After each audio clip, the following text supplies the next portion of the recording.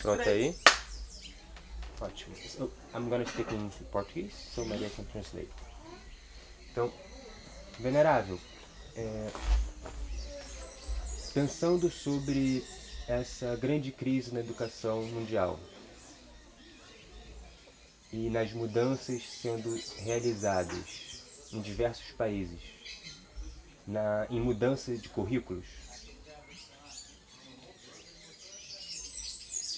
qual seria a sua perspectiva sobre a importância de meditação e outras práticas que cuidam da mente e do espírito numa mudança, numa inserção de novas experiências que preparam as crianças para a vida? Para uma vida além do mercado de trabalho, onde elas estão preparadas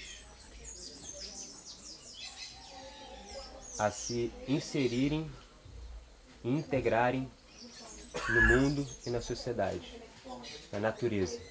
Melhor do que o mundo é a natureza. That's a good start.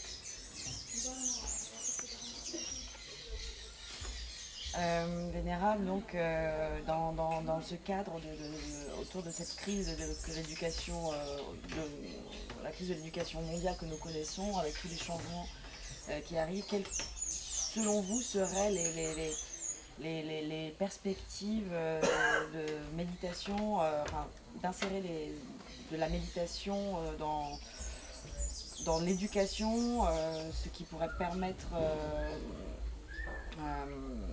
de nouvelles expériences pour les enfants, pour leur permettre notamment au-delà de leur parcours en fait universitaire, scolaire, de leur donner une meilleure vie, quelles pourraient être les perspectives que pourrait apporter la méditation dans le cadre de l'éducation, dans le monde du travail et dans le rapport avec le monde en général, avec la nature.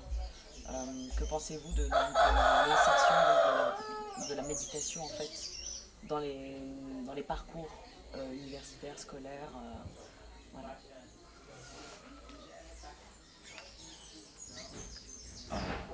Pour simplifier, la méditation, il y a différentes techniques de méditation, ça résume en deux aspects. L'aspect concentration et l'aspect d'inspection, cela veut dire le vipassana. Nous avons tous deux tendances. Tendance très répétitive, cela veut dire fixer notre attention, notre conscience, notre esprit sur un objet, sur un mantra, sur une image. Ça, c'est la concentration pour avoir le calme d'esprit, pour faire la base.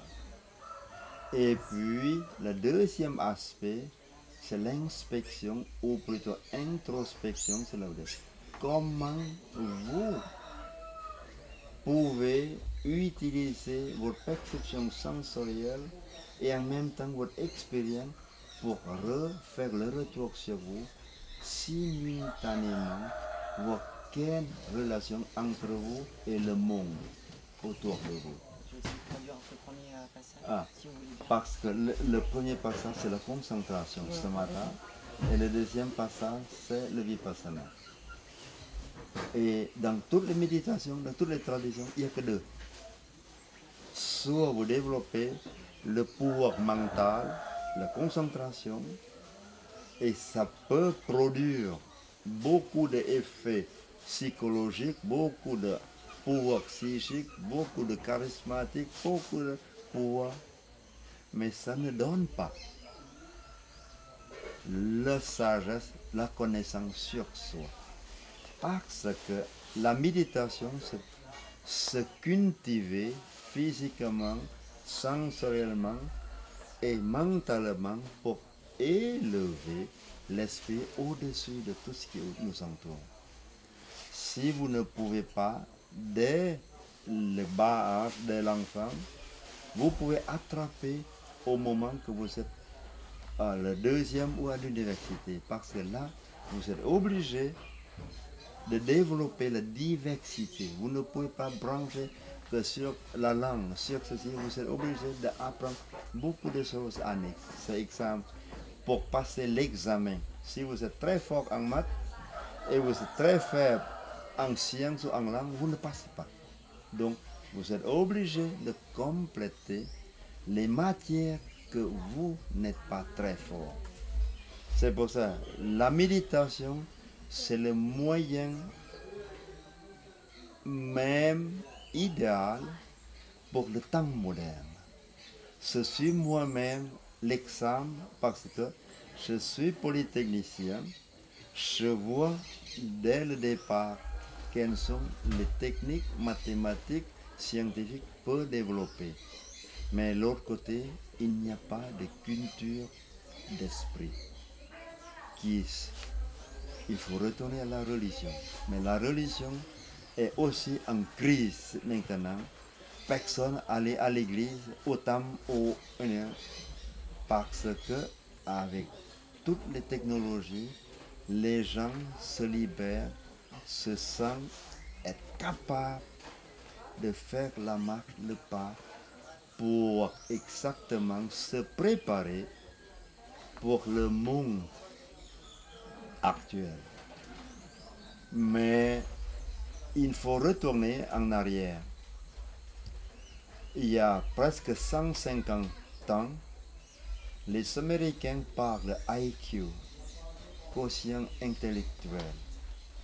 Ceux qui sont premiers dans la classe, premiers de promotion, très brillants, très intelligents, sont recherchés dans toutes les administrations.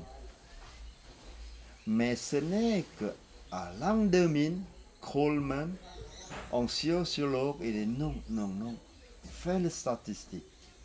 Tous ceux qui sont très brillants, ils ne peuvent pas travailler avec les autres. Ils sont brillants tout seuls, ils sont tous pas bien dans leur peau, pas bien dans leur famille, pas bien là, et pas bien dans la société. Tandis que l'autre voit, le social, l'empathie sociale, ceux qui ne sont pas très brillants, mais qui ont le contact humain, qui ont la sensibilité, plus là, qui savaient comment vivre autant et travailler ensemble, ce que Birassi, les Yavanava, essayaient de faire, ça c'est dans cette voie. Pas besoin d'être très brillant, très intelligent, mais savoir vivre avec soi-même, avec ce qui nous entoure et surtout progresser, adapter au monde qui change. Voilà les perspectives. Mais si ce n'est que maintenant, l'Occident commence à voir que la méditation peut avoir l'effet sur le rythme cardiaque, sur le rythme cérébral ou même sur la santé. Donc si on peut inscrire la méditation, n'importe quelle méditation, même regardez les Beatles, ils sont allés en Inde pour faire la méditation transcendantale, pour transcender leur musique qui est reconnue mondialement. Mais il faut des échanges avec toutes les différentes cultures.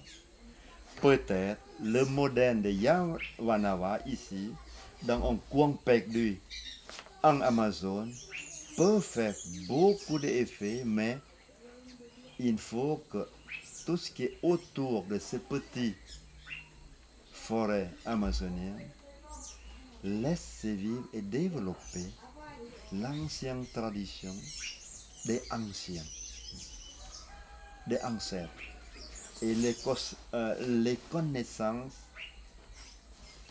traditionnelles, les arts, la médecine et aussi la façon de vivre en harmonie dans la communauté. C'est le plus riche de toutes les réalisations dites matérielles. il faut passer par le spirituel, mais adapté avec la nouvelle époque des techniques et de l'avance. Mais il y a presque 100 ans, Arnaud Toynbee, en anglais, professeur d'histoire et aussi mathématicien, il a dit le jour où la méditation, où le bouddhisme rencontre l'Occident, soit ça va faire l'explosion, soit ça apporte quelque chose de nouveau. Je souhaite que dans notre vie, dans notre époque, on peut ajouter cette dimension mondiale de la méditation dans l'éducation, dans la société, dans la politique, dans tout. Le bouddhisme est la seule religion qui n'a pas de support de créateur, de croyant. Nous sommes tous futurs Bouddhas. Nous sommes tous en nous cet élément de connaissance. Merci. Maintenant,